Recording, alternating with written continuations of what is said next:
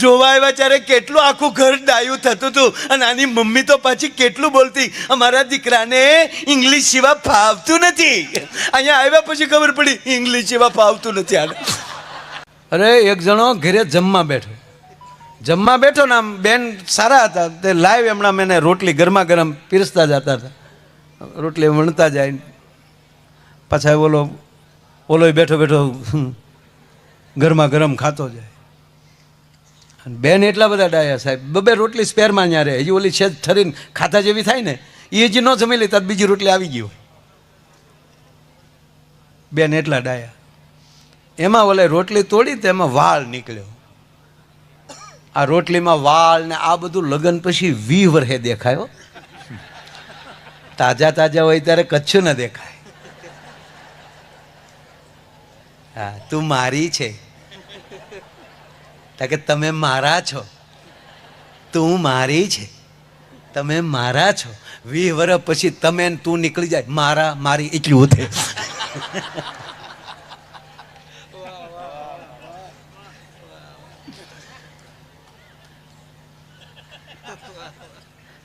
રોટલી વાળ આવ્યો ને અમુક તો ઉપરલી ખીજાવા હાટું જ આવ્યા હો.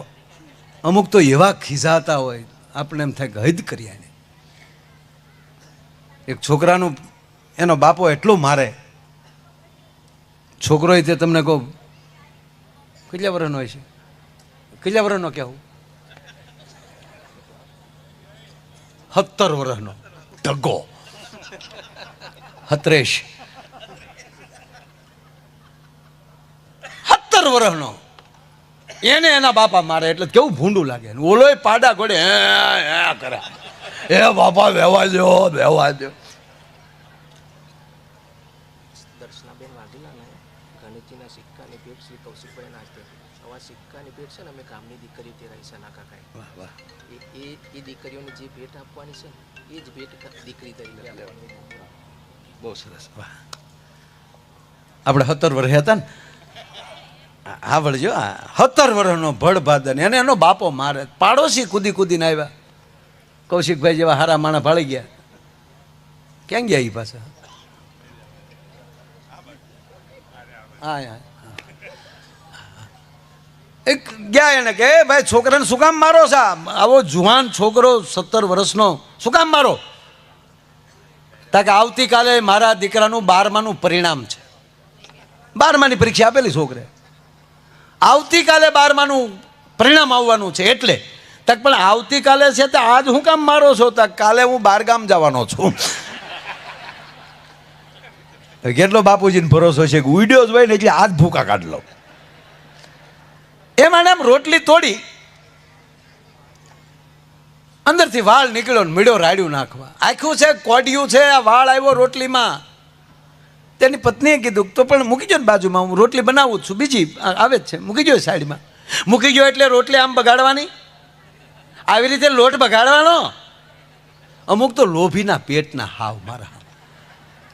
હા, હાવ લોભીની પરાકાષ્ઠાનો છેલ્લો હાવ, આનાથી કોઈ લોભી ન હોય એવો સાહેબ એક દાખલો, નાની એવી વાતો, હાવ પતલી વાત હાવ. એનો બંગલો હળગતો હોય ને તો ફાયર બ્રિગેડ વાળાને મિસ કોલ કરે. આનાથી બીજો લોભીઓ કોઈ હોય જ નહીં સાહેબ. હાવ પાતળી વાત.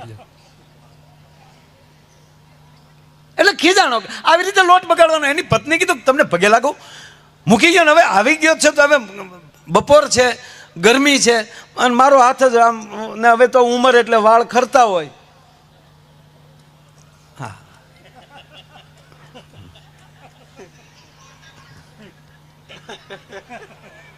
હું મારો દીકરો માયો ફૂગા પાડતો હતો. હવે ગાંધી બાપુ ના તેડા આવ્યા. એટલે એની પત્નીએ કીધું કે હું રસોઈ કરું છું તો ગરમી છે, મારો હાથ માથા ઉપર આમ વયો ગયો, મારો જ વાળ હશે. તા તો ઓલો ખીજાણો, તારો વાળ હોય તો હું ખાઈ જવાનો? કે પણ હું તમને ક્યાં ખાવાનું કહું છું, મૂકી ગયો ને સાઈડમાં, ભલામણ આવું કરવાનું? મારો વાળ છે, તારો વાળ હોય તો ખાઈ જવાનો. અને પછી બેનનો મગજ ગયો, બેન વેણું પાટલી મૂકીને બાજુ બે ગયા. ક્યારની કહું મારો વાળ છે, મારો વાળ છે.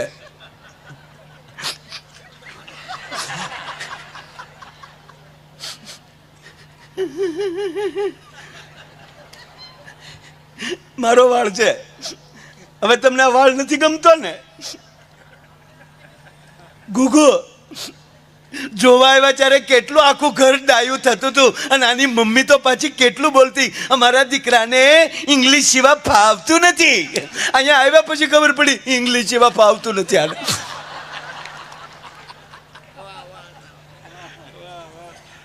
અને ક્યારે કહો મારો વાળ છે, મારો વાળ છે. હવે મારો વાળ ગમતો નથી જ તમને. આમળે ગુગુ આજ વાળ ઉપર તમે એકવાર ગીત ગાયેલા છે, એ રેશમી ઝુલ્ફે ને શરબતી આંખે. અને આ તમારો પ્રેમ ક્યાં મરી ગયો? ભલા મને પ્રેમ હોય તો વાળ હું અંબોડાય હોય તો ગળકી જાય. ઓલો ખાઈ ગયો ભલે ભલે ભલે ભલે ભલે કરે.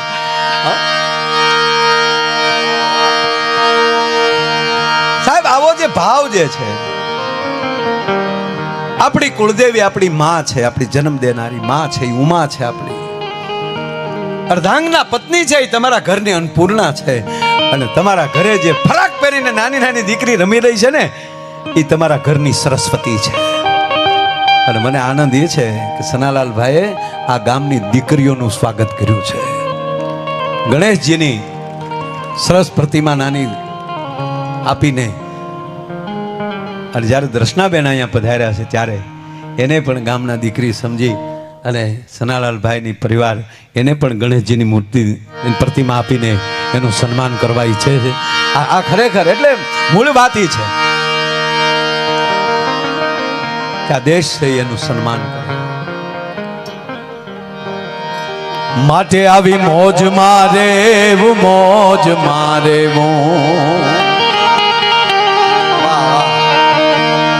સરસ મજાનું સન્માન થઈ રહ્યું છે. ગુજરાતના મંત્રીનું સન્માન થઈ રહ્યું છે, શહેરી વિકાસ મંત્રીનું સન્માન થયું છે. તાળીઓથી વધાવો છે.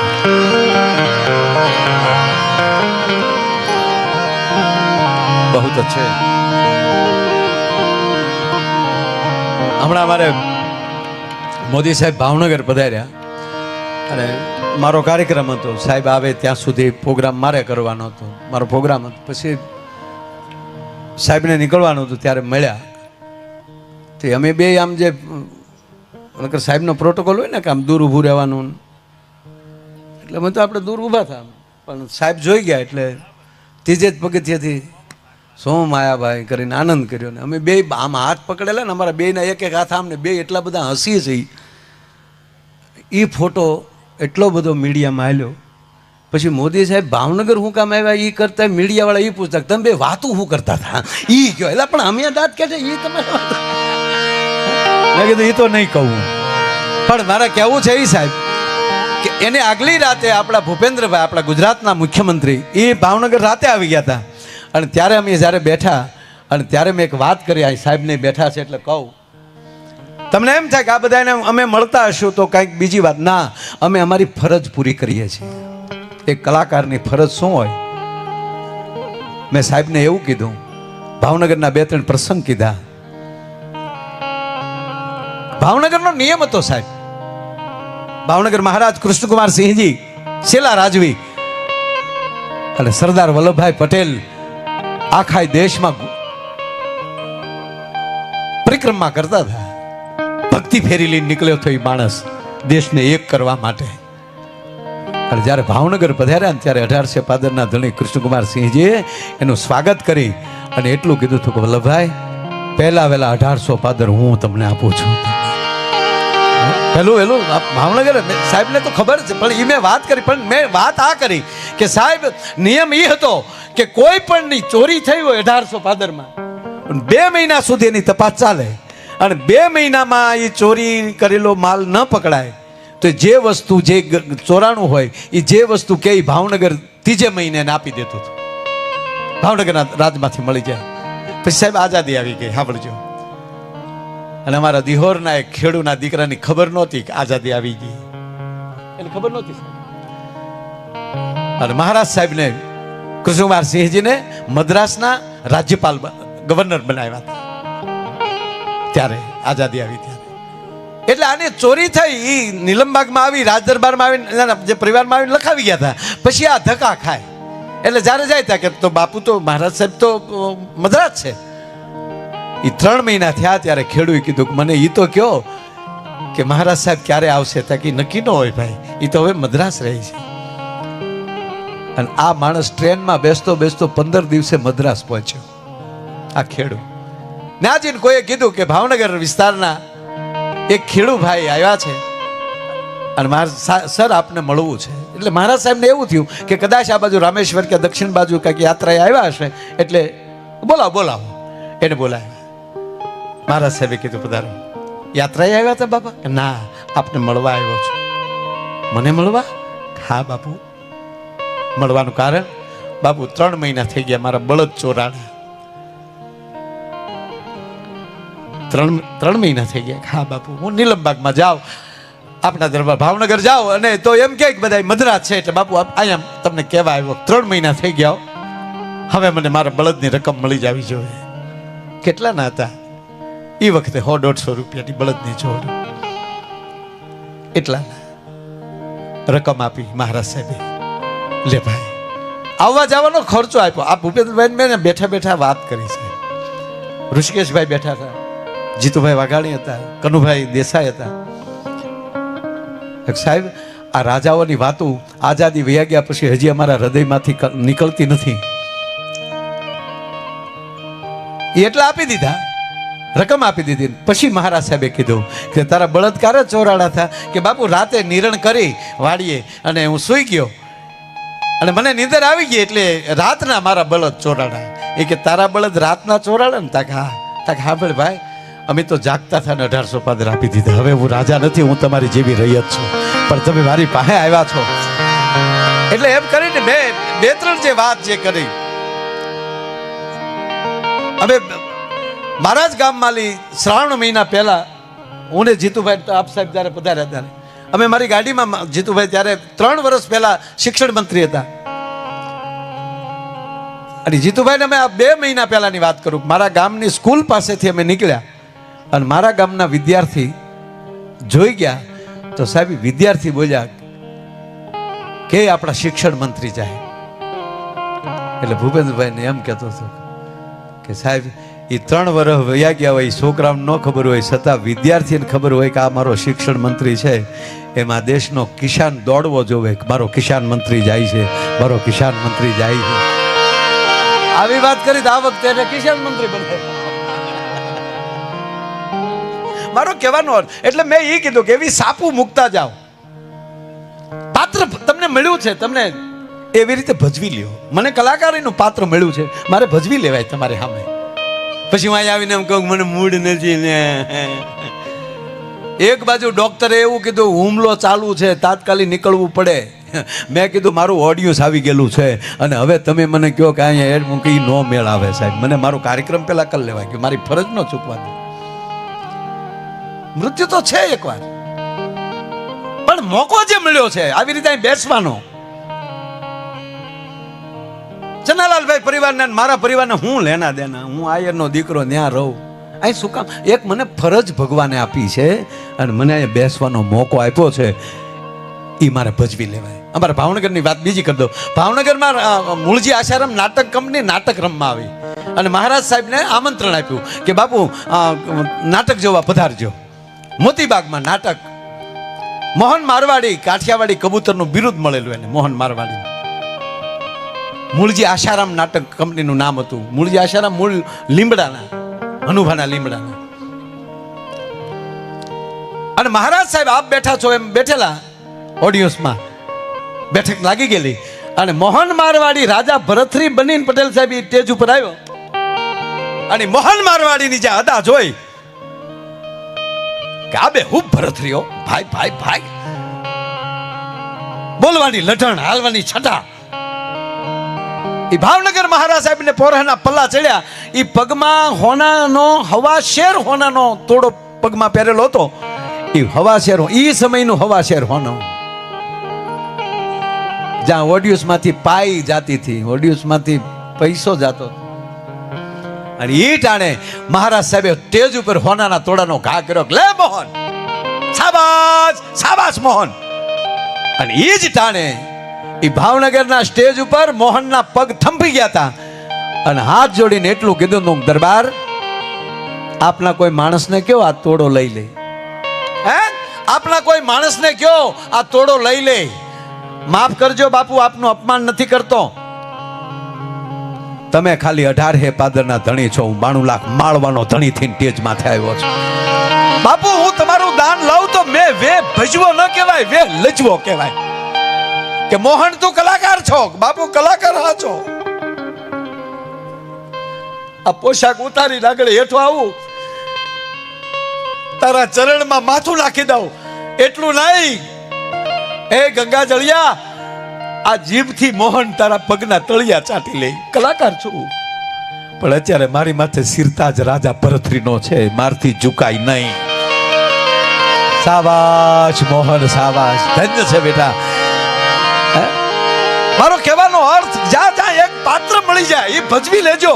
મોહન અમારી માસીનો દીકરો નથી થતો, પણ અહીંયા તમારા ગામમાં 100 વર્ષ પછી પાછો યાદ કરવો પડે એમ પાત્ર મળે ને ભજવતા જાજો. પછી દુનિયાના કલાકારો એની જીભુને કપાઈ જાય ને ત્યાં સુધી તમારા ગુણગાન ગાતા રહેશે. ભલા માણા, એ જરૂરી છે. જે ફરજ પેલા આવું નહોતું. પેલા આ વડીલો પૂછો, નાટક ગામમાં રમવા આવતા, નાટક રમાત. હા, તે પાછું સ્ત્રી પાત્રો નહોતા, પુરુષ સ્ત્રી બનતા. અમારા ગામમાં રમવા આવ્યા ને તો રાજા ભરથરીનો જ ખેલ રાખેલો. એટલે અમે નાના એટલે અમને એમ થયું કે સારું આ જોવા તો જવું છે, ભરથરીએ ભેખ હું કામ પહેર્યું, આપણે ખબર તો પડે. ન્યા ગયા ને તો પુરુષ જ પિંગલા થેલો, સકરિયા જેવી આંગળીયું, અખરૂટ જેવું નાક ને પોપટી કલરનું પોલકુન, વહેરો વાન હો. એટલે અમે તો નાના અમને એમ કે હા છોકરી. મેં કીધું આવી પિંગલા હોય ભરથરી ભેખ જ લઈને ના. પણ નાટકમાં એ નાટકો રમીને સાહેબ પણ સંસ્કૃતિને જીવતી રાખે.